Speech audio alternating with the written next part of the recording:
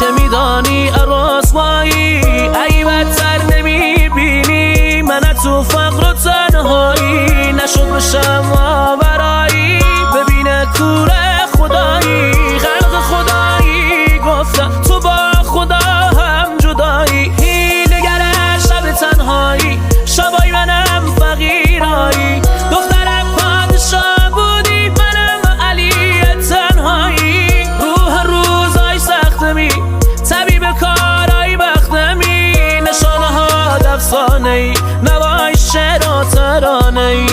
میخونم آوای جنون شیرین و فرهاد مجنون، صرف تا صد لحظایی ذلیل مرده خوشگلایی. کلافم این هفخد دیوانم ردی صد، توهم رگبارم مرگ همیشه تو حال و بد. تو زمان مرگ منی، تو رفیق دردای منی، به دردم بگو علی مرد خدا و پیغمبری. هر شب صدا تو گوشمه بختک زدی به کامم، یه شو بیا به خوابم عروسک هر شب خوابم.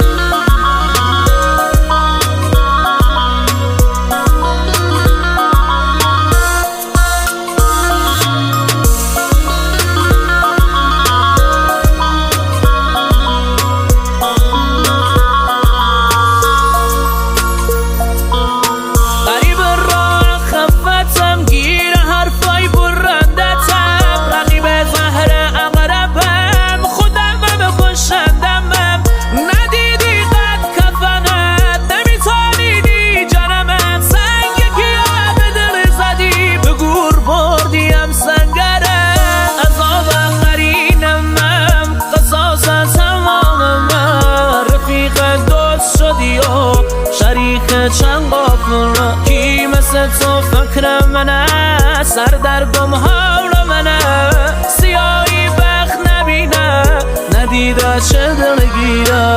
ساعت ها گذشت ازت باورها مردن برام، نقاشی خدا بودی کشیدن رو خزی باد. مردم میگن ساده لویی اون میاد به چشتایی، عبدای روز شدم جمهوری